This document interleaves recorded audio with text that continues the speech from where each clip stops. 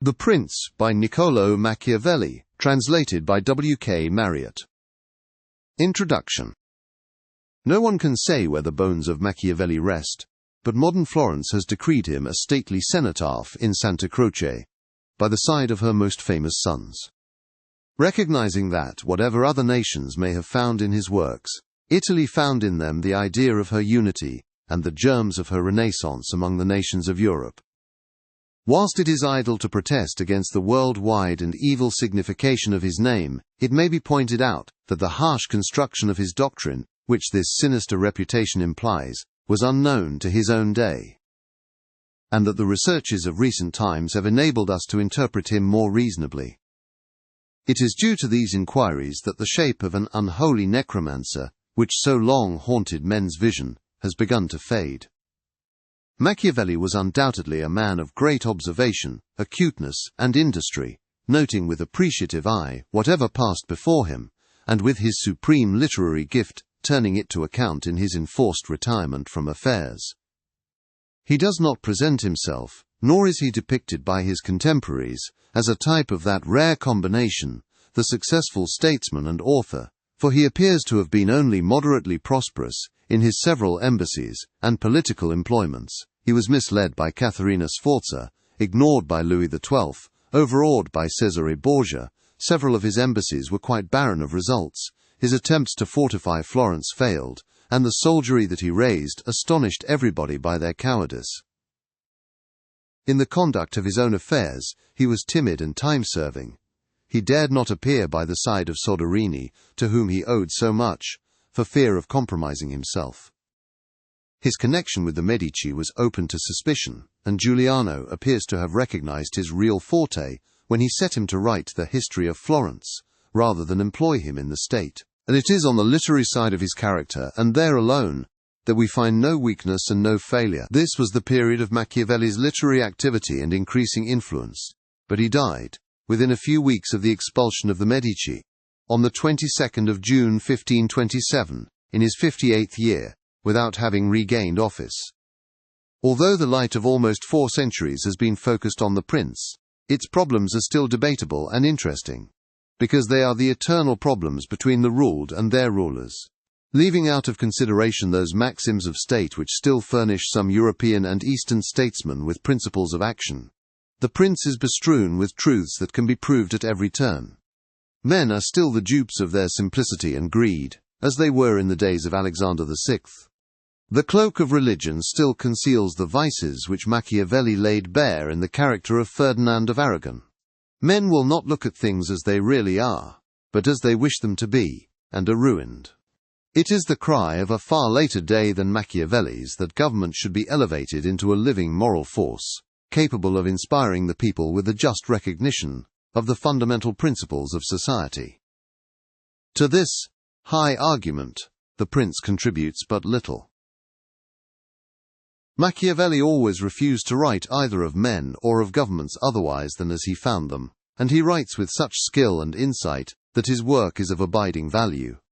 But what invests the prince with more than a merely artistic or historical interest is the incontrovertible truth that it deals with the great principles which still guide nations and rulers in their relationship with each other and their neighbors. Therefore, my son, if you wish to please me, and to bring success and honor to yourself, do write and study, because others will help you if you help yourself. In translating The Prince, my aim has been to achieve at all costs an exact literal rendering of the original, rather than a fluent paraphrase adapted to the modern notions of style and expression. Quis eo fuit unquam in parti undis rebus indefiniendis in explanandis precior. In The Prince, it may be truly said, there is reason assignable, not only for every word, but for the position of every word.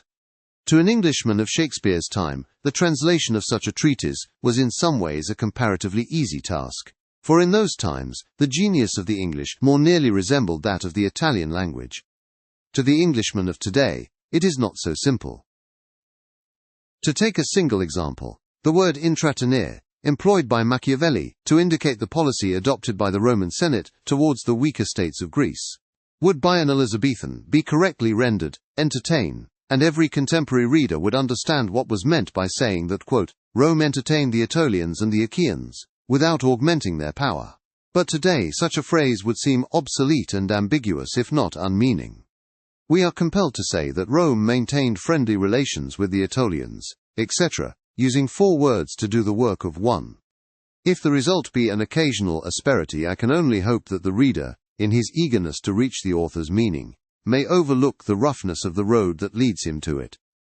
This is a very noticeable principle in Machiavelli, and is urged by him in many ways as a matter of vital importance to princes. In 1500 he was sent to France to obtain terms from Louis XII for continuing the war against Pisa.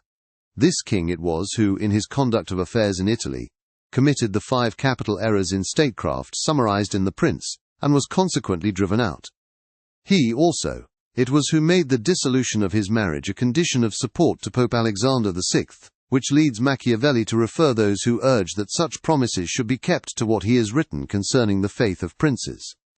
Machiavelli's public life was largely occupied with events arising out of the ambitions of Pope Alexander VI and his son Cesare Borgia, the Duke Valentino, and these characters fill a large space of The Prince.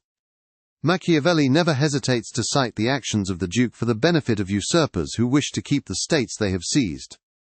He can indeed find no precepts to offer so good as the pattern of Cesare Borgia's conduct, insomuch that Cesare is acclaimed by some critics as the hero of The Prince. Yet in The Prince the Duke is in point of fact cited as a type of the man who rises on the fortune of others, and falls with them, who takes every course that might be expected from a prudent man, but the course which will save him, who is prepared for all eventualities, but the one which happens, and who, when all his abilities fail to carry him through, exclaims that it was not his fault, but an extraordinary and unforeseen fatality. On the death of Pius III in 1503, Machiavelli was sent to Rome to watch the election of his successor, and there he saw Cesare Borgia cheated into allowing the choice of the college to fall on Giuliano delle Rovere, Julius II, who was one of the cardinals that had most reason to fear the Duke. Machiavelli, when commenting on this election, says that he who thinks new favors will cause great personages to forget old injuries deceives himself. Julius did not rest until he had ruined Caesar. It was to Julius II that Machiavelli was sent in 1506, when that pontiff was commencing his enterprise against Bologna, which he brought to a successful issue, as he did many of his other adventures, owing chiefly to his impetuous character.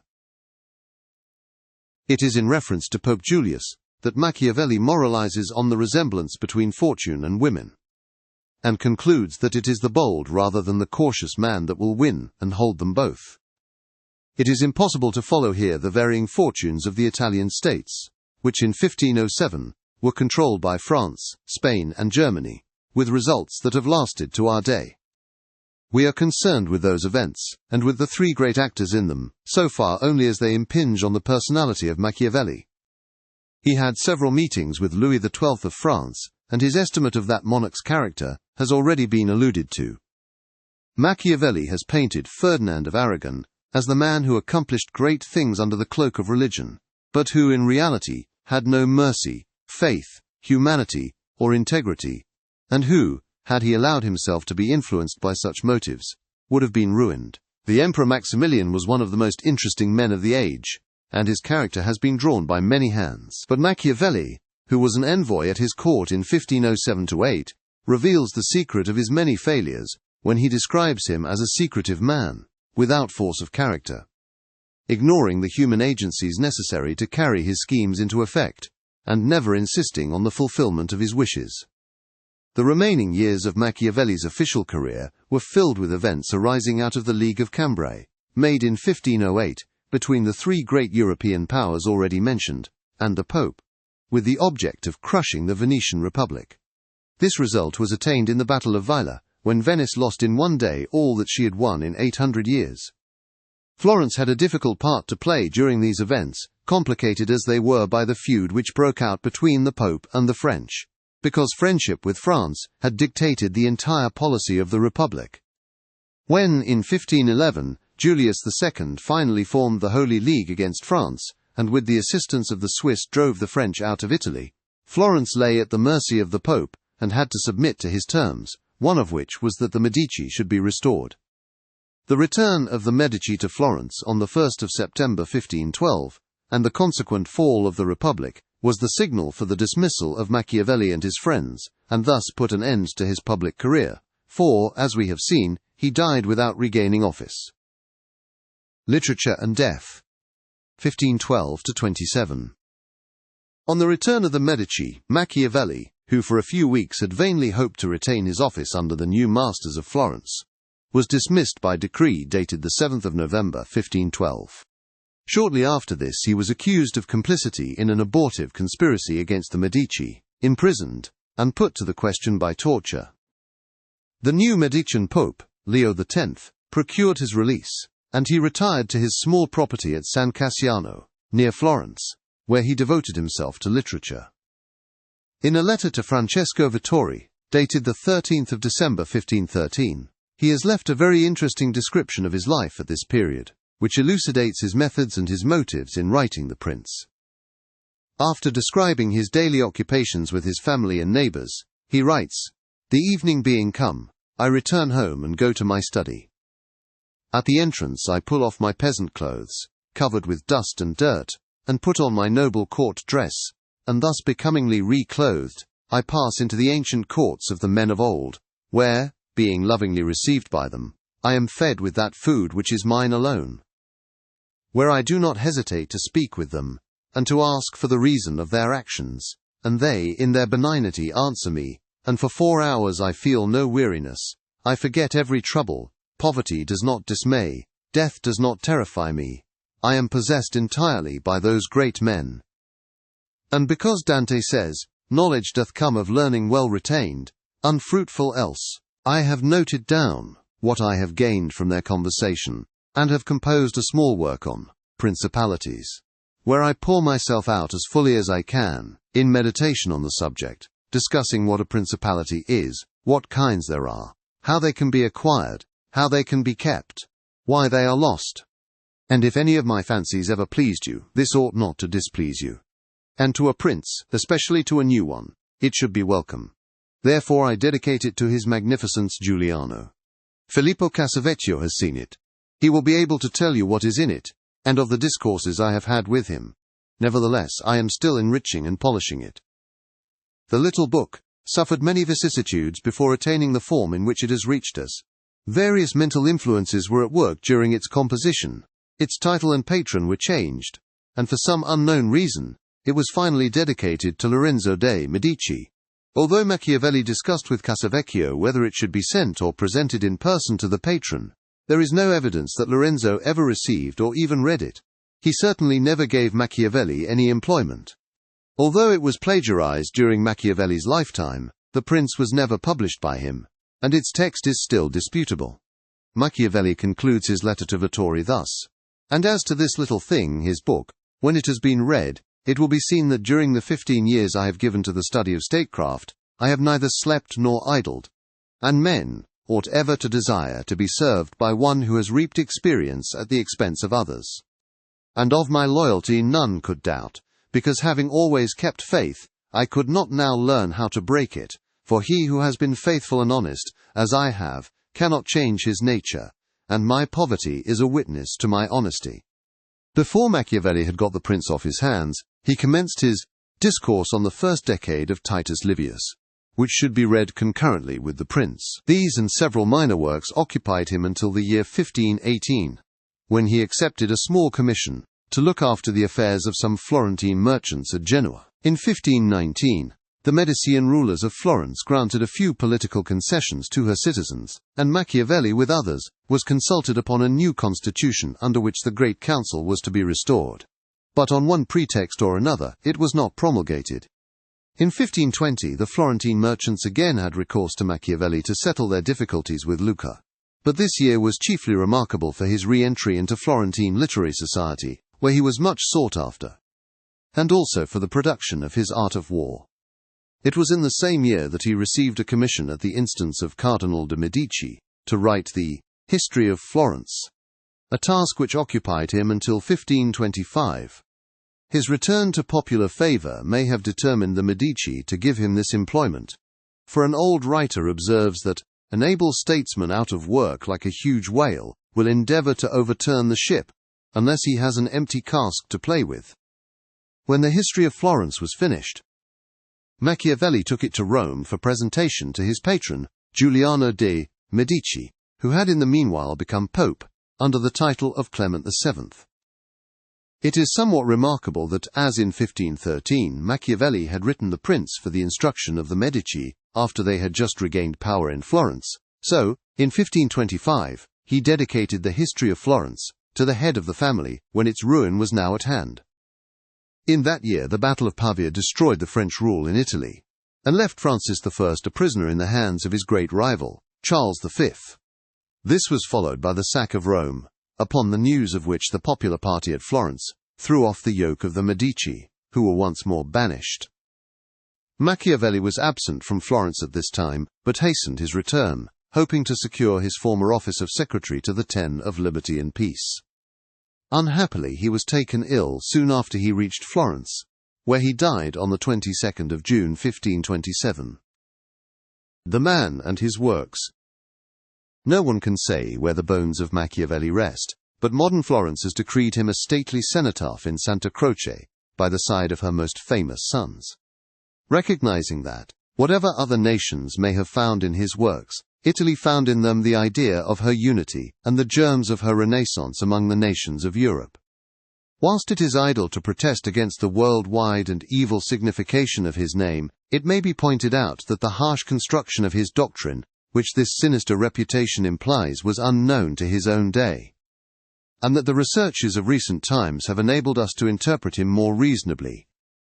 It is due to these inquiries that the shape of an unholy necromancer, which so long haunted men's vision, has begun to fade.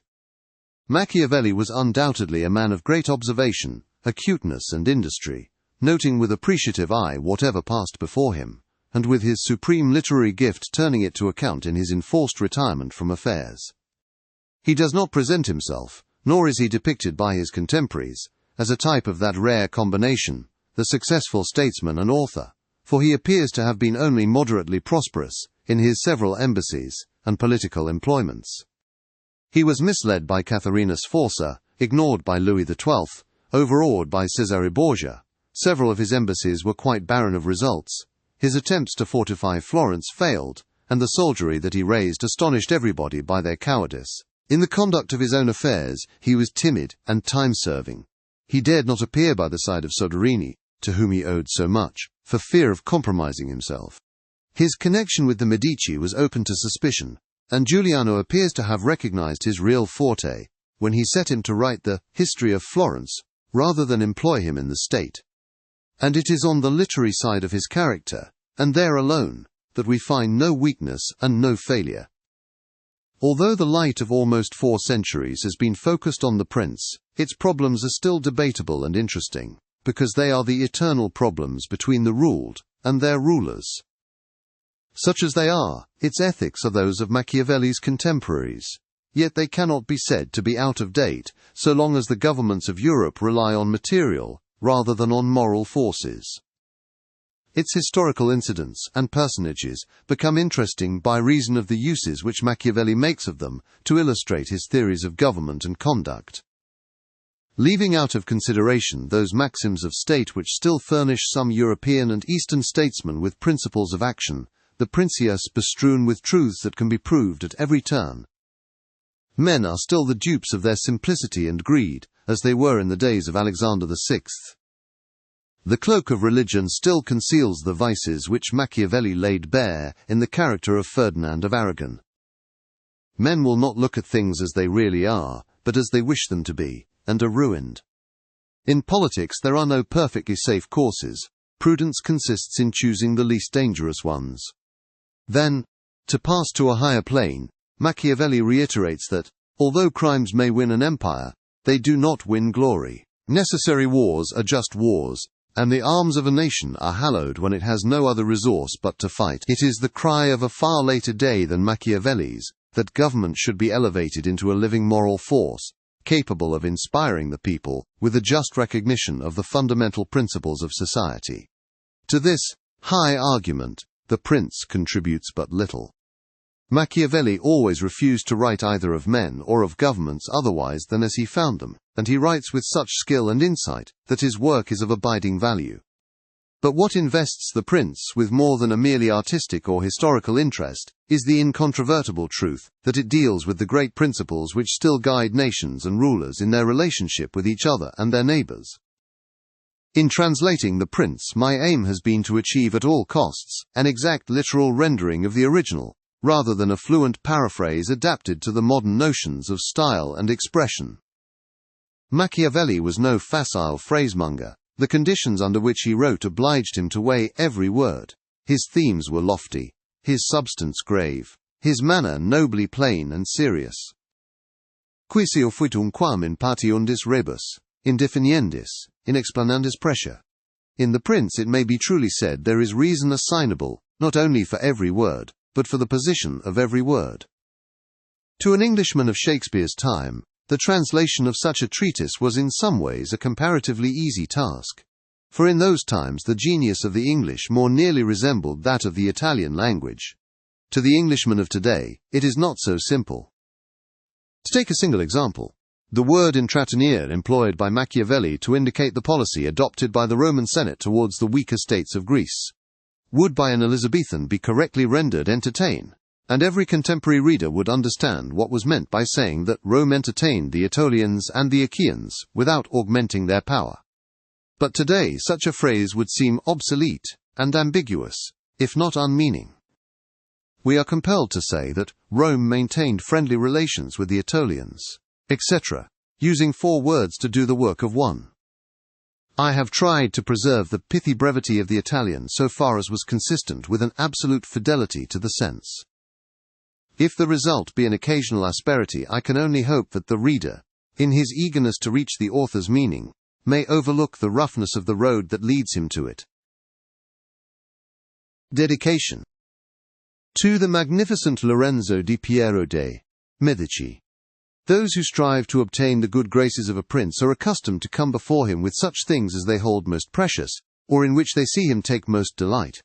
Whence one often sees horses, arms, cloth of gold, precious stones, and similar ornaments presented to princes, worthy of their greatness.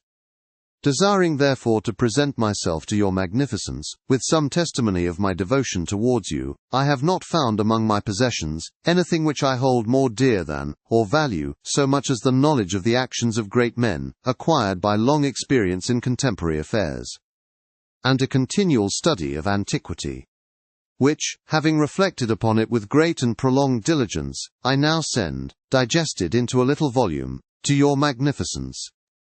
And although I may consider this work unworthy of your countenance, nevertheless I trust much to your benignity, that it may be acceptable.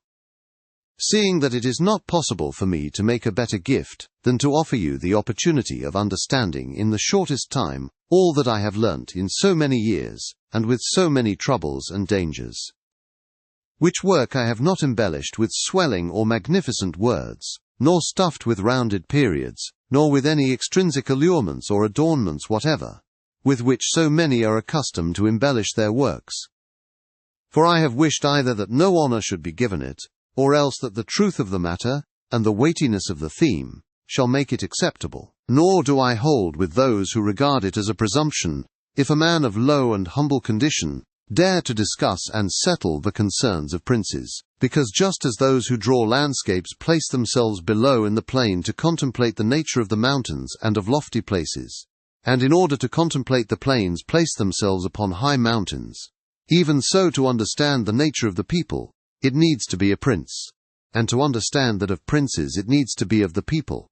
Take then, your magnificence, this little gift in the spirit in which I send it, wherein, if it be diligently read and considered by you, you will learn my extreme desire that you should attain that greatness which fortune and your other attributes promise. And if your magnificence from the summit of your greatness will sometimes turn your eyes to these lower regions, you will see how unmeritedly I suffer a great and continued malignity of fortune. Chapter 1. All states, all powers, that have held and hold rule over men, have been and are either republics or principalities. Principalities are either hereditary, in which the family has been long established, or they are new. The new are either entirely new, as was Milan to Francesco Sforza, or they are, as it were, members annexed to the hereditary state of the prince who has acquired them, as was the kingdom of Naples to that of the King of Spain. Such dominions thus acquired are either accustomed to live under a prince, or to live in freedom, and are acquired either by the arms of the prince himself, or of others, or else by fortune, or by ability.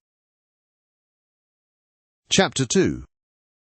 I will leave out all discussion on republics, inasmuch as in another place I have written of them at length, and will address myself only to principalities. In doing so I will keep to the order indicated above, and discuss how such principalities are to be ruled and preserved. I say at once there are fewer difficulties in holding hereditary states, and those long accustomed to the family of their prince, than new ones. For it is sufficient only not to transgress the customs of his ancestors, and to deal prudently with circumstances as they arise, for a prince of average powers to maintain himself in his state, unless he be deprived of it by some extraordinary and excessive force. And if he should be so deprived of it, whenever anything sinister happens to the usurper, he will regain it. We have in Italy, for example, the Duke of Ferrara, who could not have withstood the attacks of the Venetians in Niscaine, 84, nor those of Pope Julius in Niscaine, unless he had been long established in his dominions. For the hereditary prince has less cause and less necessity to offend. Hence it happens that he will be more loved, and unless extraordinary vices cause him to be hated, it is reasonable to expect that his subjects will be naturally well disposed towards him. And in the antiquity and duration of his rule, the memories and motives that make for change are lost, for one change always leaves the toothing for another. Chapter 3. But the difficulties occur in a new principality, and firstly, if it be not entirely new but is, as it were, a member of a state which, taken collectively, may be called composite, the changes arise chiefly from an inherent difficulty, which there is in all new principalities. For men change their rulers willingly, hoping to better themselves, and this hope induces them to take up arms against him who rules, wherein they are deceived, because they afterwards find by experience they have gone from bad to worse. This follows also on another natural and common necessity, which always causes a new prince to burden those who have submitted to him with his soldiery, and with infinite other hardships which he must put upon his new acquisition. In this way you have enemies in all those whom you have injured in seizing that principality, and you are not able to keep those friends who put you there, because of your not being able to satisfy them in the way they expected, and you cannot take strong measures against them, feeling bound to them. For although one may be very strong in armed forces, yet in entering a province one has always need of the goodwill of the natives. For these reasons Louis XII, King of France, quickly occupied Milan, and as quickly lost it, and to turn him out the first time it only needed Lodovico's own forces. Because those who had opened the gates to him, finding themselves deceived in their hopes of future benefit, would not endure the ill treatment of the new prince. It is very true that, after acquiring rebellious provinces a second time, they are not so lightly lost afterwards, because the prince, with little reluctance, takes the opportunity of the rebellion to punish the delinquents, to clear out the suspects, and to strengthen himself in the weakest places. Thus to cause France to lose Milan the first time it was enough for the Duke Lodovico to raise insurrections on the borders, but to cause him to lose it a second time, it was necessary to bring the whole world against him, and that his armies should be defeated and driven out of Italy, which followed from the causes above mentioned. Nevertheless, Milan was taken from France both the first and the second time. The general reasons for the first have been discussed. It remains to name those for the second, and to see what resources he had, and what anyone in his situation would have had for maintaining himself more securely in his acquisition than did the King of France. Now I say that those dominions which, when acquired, are added to an ancient state by him who acquires them, are either of the same country and language, or they are not. When they are, it is easier to hold them, especially when they have not been accustomed to self-government, and to hold them securely. It is enough to have destroyed the family of the prince who was ruling them. Because the two peoples, preserving in other things the old conditions, and not being unlike in customs, will live quietly together, as one has seen in Brittany, Burgundy, Gascony, and Normandy, which have been bound to France for so long a time. And, although there may be some difference in language, nevertheless the customs are alike, and the people will easily be able to get on amongst themselves. He who has annexed them, if he wishes to hold them, has only to bear in mind two considerations. the one, that the family of their former lord is extinguished. The other, that neither their laws nor their taxes are altered, so that in a very short time they will become entirely one body with the old principality. But when states are acquired in a country differing in language, customs, or laws, there are difficulties, and good fortune and great energy are needed to hold them, and one of the greatest and most real helps would be that he who has acquired them should go and reside there. This would make his position more secure and durable, as it has made that of the Turk in Greece, who, notwithstanding all the other measures taken by him for holding that state, if he had not settled there, would not have been able to keep it. Because if one is on the spot, disorders are seen as they spring up, and one can quickly remedy them. But if one is not at hand, they are heard of only when they are great, and then one can no longer remedy them. Besides this, the country is not pillaged by your officials, the subjects are satisfied by prompt recourse to the prince. Thus, wishing to be good, they have more cause to love him, and wishing to be otherwise, to fear him. He who would attack that state from the outside must have the utmost caution. As long as the prince resides there, it can only be wrested from him with the greatest difficulty.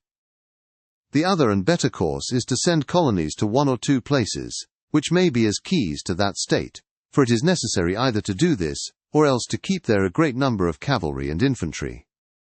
A prince does not spend much on colonies, for with little or no expense, he can send them out and keep them there, and he offends a minority only of the citizens from whom he takes lands and houses to give them to the new inhabitants. And those whom he offends, remaining poor and scattered, are never able to injure him, whilst the rest being uninjured are easily kept quiet, and at the same time are anxious not to err, for fear it should happen to them, as it has to those who have been despoiled. In conclusion, I say that these colonies are not costly, they are more faithful, they injure less, and the injured, as has been said, being poor and scattered, cannot hurt. Upon this, one has to remark, that men ought either to be well treated, or crushed, because they can avenge themselves of lighter injuries, of more serious ones they cannot.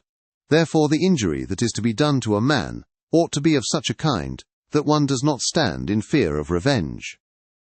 But in maintaining armed men, there in place of colonies, one spends much more, having to consume on the garrison all the income from the state, so that the acquisition turns into a loss, and many more are exasperated, because the whole state is injured. Through the shifting of the garrison up and down, all become acquainted with hardship, and all become hostile, and they are enemies who, whilst beaten on their own ground, are yet able to do hurt. For every reason, therefore, such guards are as useless as a colony is useful. Again, the prince who holds a country differing in the above respects, ought to make himself the head and defender of his less powerful neighbours, and to weaken the more powerful amongst them, taking care that no foreigner as powerful as himself shall, by any accident, get a footing there. For it will always happen that such a one will be introduced by those who are discontented, either through excess of ambition, or through fear, as one has seen already. The Romans were brought into Greece by the Aetolians, and in every other country where they obtained a footing, they were brought in by the inhabitants. And the usual course of affairs is that, as soon as a powerful foreigner enters a country, all the subject states are drawn to him, moved by the hatred which they feel against the ruling power, so that in respect to those subject states, he has not to take any trouble to gain them over to himself. For the whole of them quickly rally to the state which he has acquired there. He has only to take care that they do not get hold of too much power and too much authority, and then with his own forces, and with their good will, he can easily keep down the more powerful of them, so as to remain entirely master in the country. And he who does not properly manage this business will soon lose what he has acquired, and whilst he does hold it, he will have endless difficulties and troubles. The Romans, in the countries which they annexed, observed closely these measures. They sent colonies and maintained friendly relations with the minor powers, without increasing their strength. They kept down the greater, and did not allow any strong foreign powers to gain authority. Greece appears to me sufficient for an example. The Achaeans and Aetolians were kept friendly by them, the kingdom of Macedonia was humbled, Antiochus was driven out. Yet the merits of the Achaeans and Aetolians never secured for them permission to increase their power, nor did the persuasions of Philip ever induce the Romans to be his friends, without first humbling him. Nor did the influence of Antiochus make them agree that he should retain any lordship over the country, because the Romans did, in these instances, what all prudent princes ought to do, who have to regard not only present troubles, but also future ones, for which they must prepare with every energy, because, when foreseen, it is easy to remedy them. But if you wait until they approach, the medicine is no longer in time, because the malady has become incurable. For it happens in this, as the physicians say it happens in hectic fever, that in the beginning of the malady it is easy to cure but difficult to detect, but in the course of time, not having been either detected or treated in the beginning, it becomes easy to detect but difficult to cure.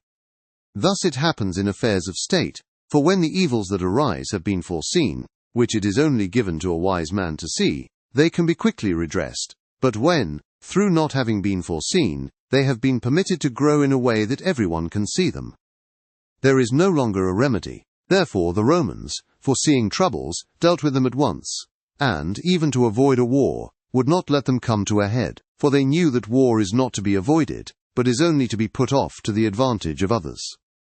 Moreover, they wished to fight with Philip and Antiochus in Greece, so as not to have to do it in Italy. They could have avoided both, but this they did not wish. Nor did that ever please them which is forever in the mouths of the wise ones of our time.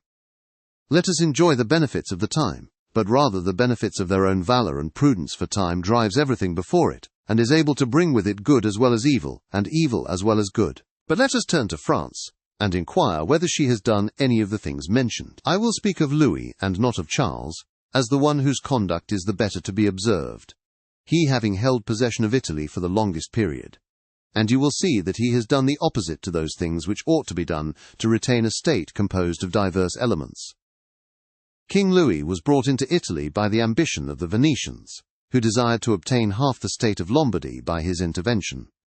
I will not blame the course taken by the king, because wishing to get a foothold in Italy and having no friends there, seeing rather that every door was shut to him owing to the conduct of Charles, he was forced to accept those friendships which he could get, and he would have succeeded very quickly in his design if in other matters he had not made some mistakes. The king, however, having acquired Lombardy, regained at once the authority which Charles had lost. Genoa yielded, the Florentines became his friends.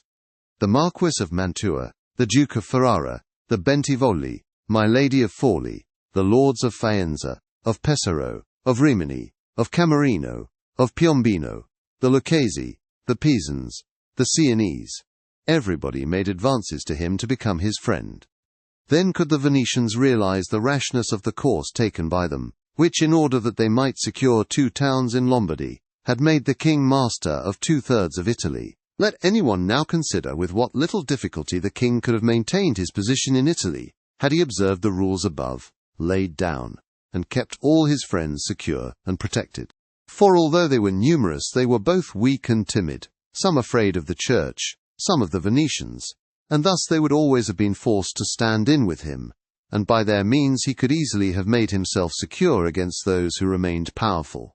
But he was no sooner in Milan than he did the contrary, by assisting Pope Alexander to occupy the Romagna. It never occurred to him that by this action he was weakening himself, depriving himself of friends and of those who had thrown themselves into his lap, whilst he aggrandized the church by adding much temporal power to the spiritual, thus giving it greater authority. And having committed this prime error, he was obliged to follow it up, so much so that to put an end to the ambition of Alexander, and to prevent his becoming the master of Tuscany, he was himself forced to come into Italy. And as if it were not enough to have aggrandized the church and deprived himself of friends, he, wishing to have the kingdom of Naples, divided it with the king of Spain, and where he was the prime arbiter in Italy, he takes an associate, so that the ambitious of that country and the malcontents of his own should have somewhere to shelter. And whereas he could have left in the kingdom his own pensioner as king, he drove him out, to put one there who was able to drive him, Louis, out in turn. The wish to acquire is in truth very natural and common, and men always do so when they can, and for this they will be praised, not blamed. But when they cannot do so, yet wish to do so by any means, then there is folly and blame. Therefore, if France could have attacked Naples with her own forces, she ought to have done so. If she could not, then she ought not to have divided it. And if the partition which she made with the Venetians in Lombardy was justified by the excuse that by it she got a foothold in Italy, this other partition merited blame, for it had not the excuse of that necessity. Therefore Louis made these 5 errors, He destroyed the minor powers. He increased the strength of one of the greater powers in Italy. He brought in a foreign power. He did not settle in the country. He did not send colonies.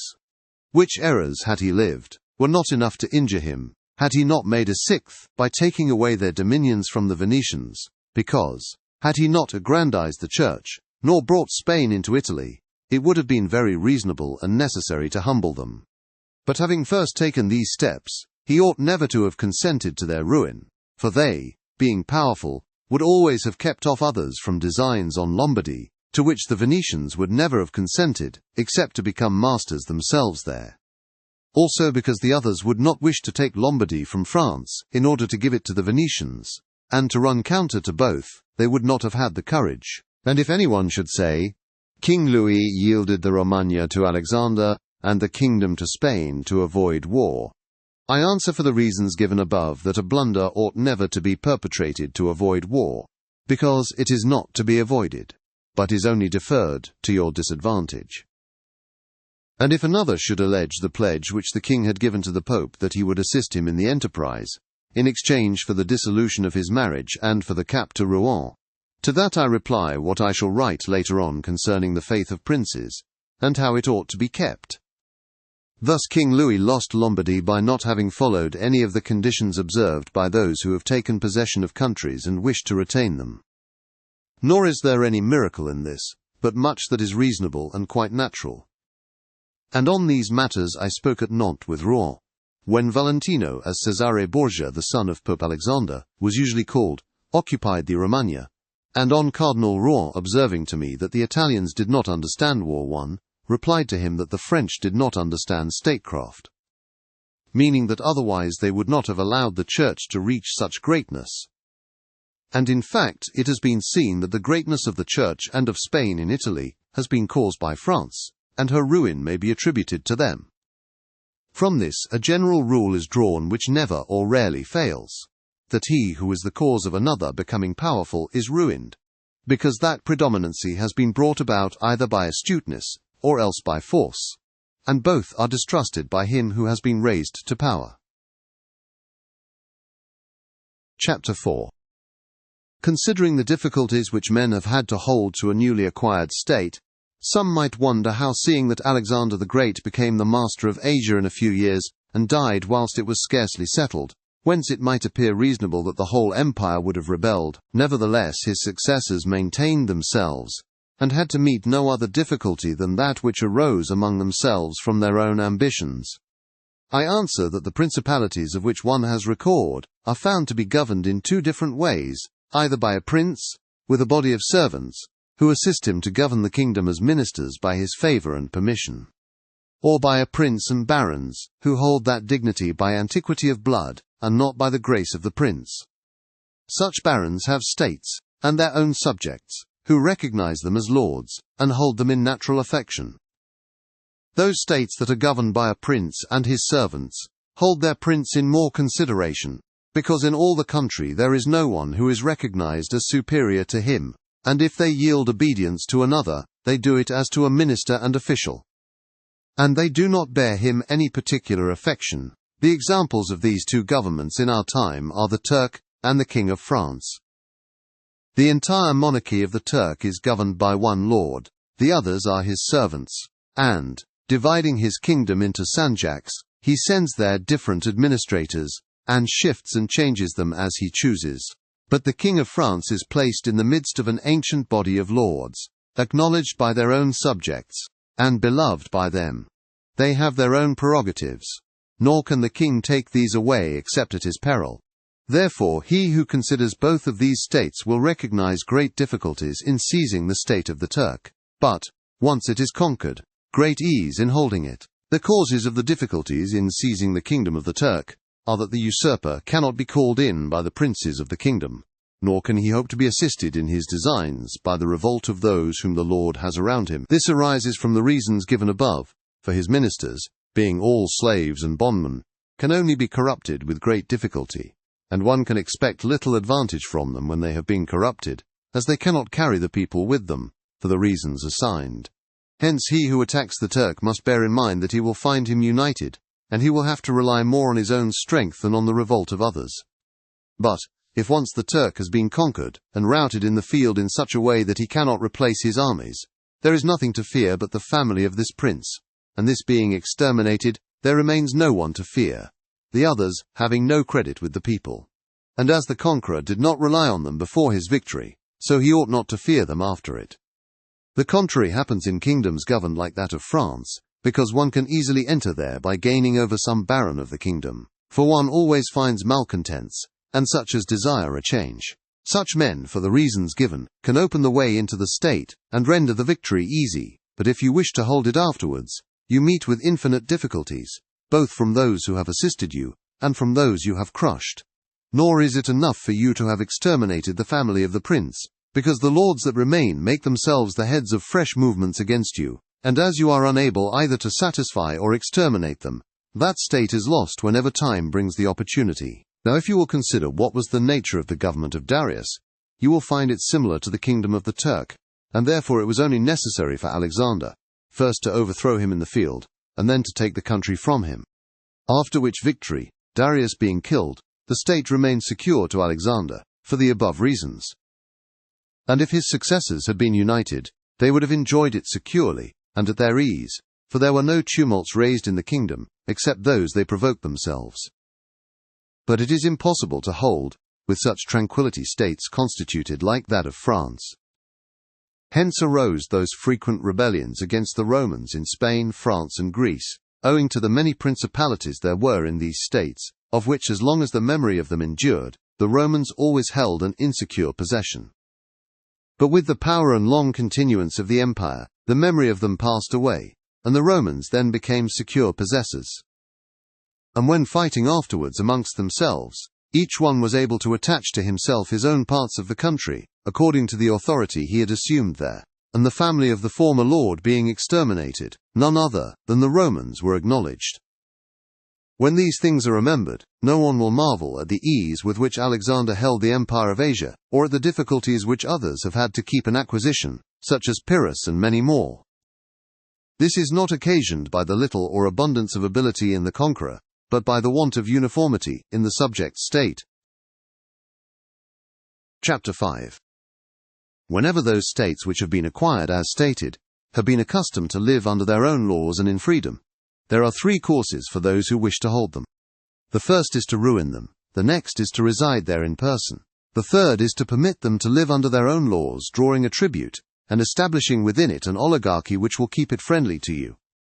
Because such a government, being created by the prince, knows that it cannot stand without his friendship and interest, and does its utmost to support him, and therefore he who would keep a city accustomed to freedom will hold it more easily, by the means of its own citizens, than in any other way. There are, for example, the Spartans and the Romans. The Spartans held Athens and Thebes, establishing there an oligarchy. Nevertheless, they lost them. The Romans, in order to hold Capua, Carthage, and Numantia, dismantled them, and did not lose them. They wished to hold Greece as the Spartans held it, making it free and permitting its laws, and did not succeed. So to hold it they were compelled to dismantle many cities in the country, for in truth, there is no safe way to retain them otherwise than by ruining them. And he who becomes master of a city accustomed to freedom and does not destroy it, may expect to be destroyed by it, for in rebellion it has always the watchword of liberty, and its ancient privileges as a rallying point, which neither time nor benefits will ever cause it to forget. And whatever you may do or provide against, they never forget that name or their privileges, unless they are disunited or dispersed, but at every chance they immediately rally to them, as Pisa after the 100 years she had been held in bondage by the Florentines. But when cities or countries are accustomed to live under a prince, and his family is exterminated, they, being on the one hand accustomed to obey, and on the other hand not having the old prince, cannot agree in making one from amongst themselves, and they do not know how to govern themselves. For this reason they are very slow to take up arms, and a prince can gain them to himself, and secure them much more easily. But in republics there is more vitality, greater hatred, and more desire for vengeance, which will never permit them to allow the memory of their former liberty to rest, so that the safest way is to destroy them or to reside there. Chapter 6. Let no one be surprised if, in speaking of entirely new principalities as I shall do, I adduce the highest examples both of prince and of state, because men, walking almost always in paths beaten by others, and following by imitation their deeds, are yet unable to keep entirely to the ways of others, or attain to the power of those they imitate.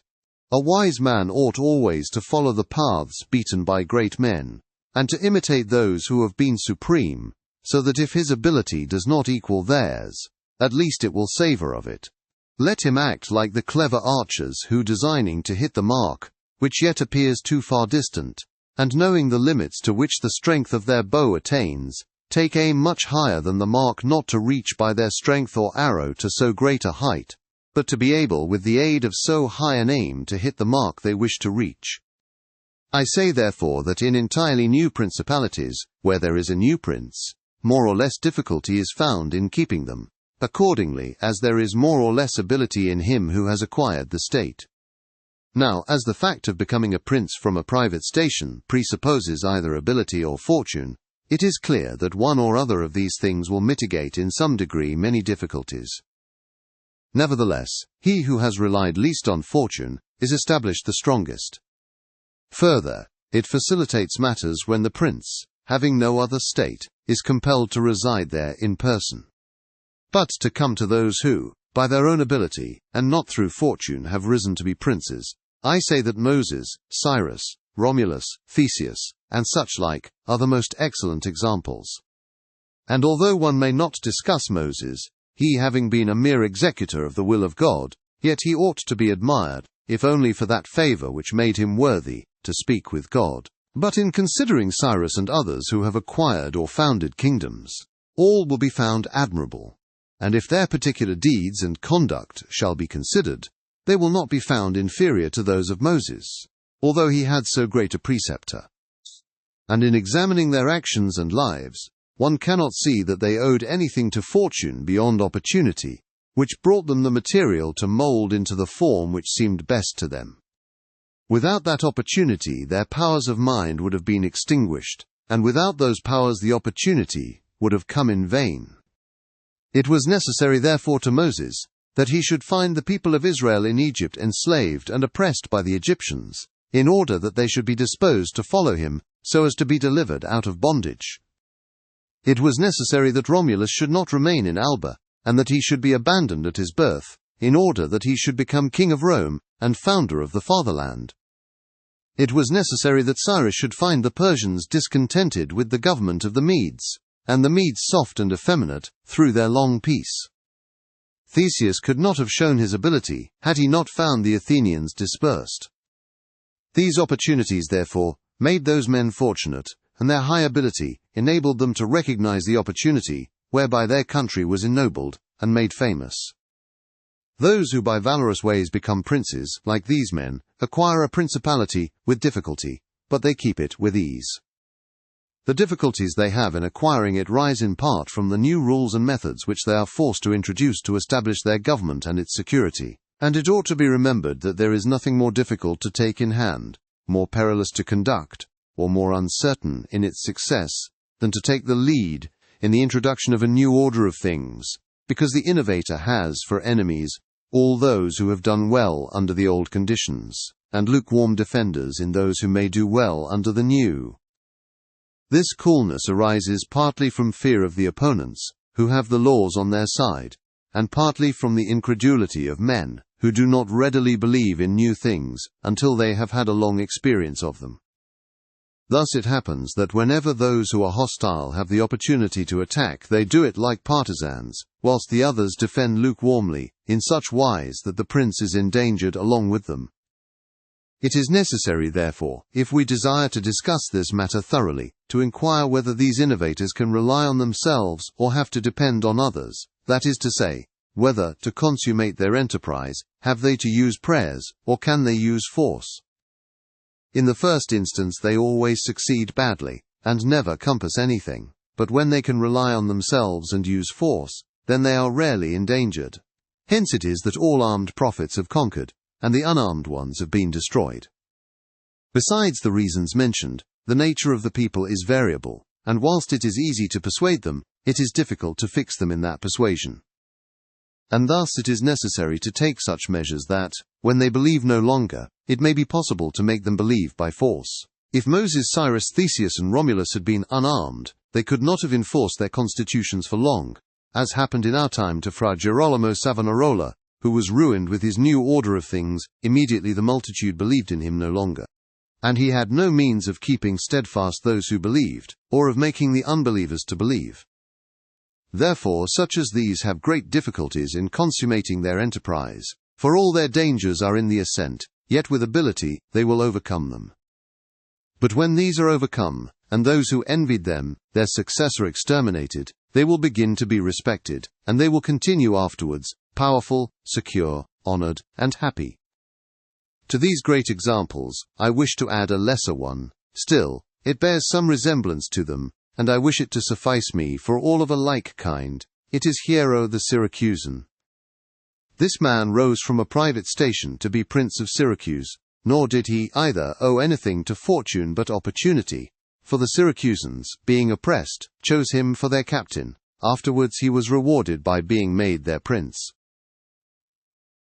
He was of so great ability, even as a private citizen, that one who writes of him says he wanted nothing but a kingdom to be a king.